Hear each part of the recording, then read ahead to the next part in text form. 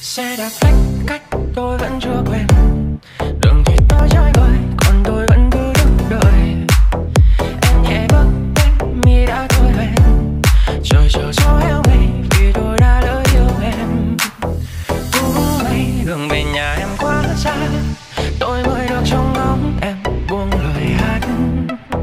Nhớ thương lạnh nhìn em thoáng qua, hà ơi đừng trôi mãi mặc kệ em với đây về.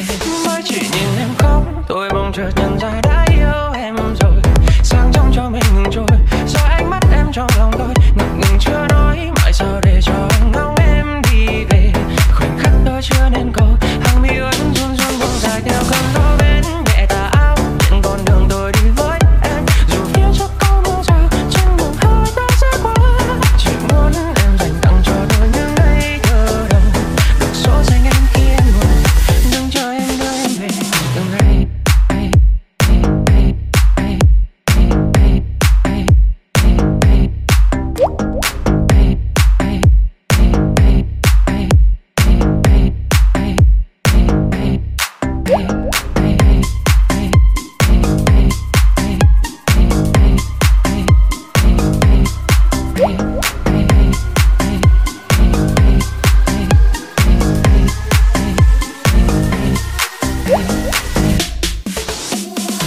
Đường này là đường cho tôi chờ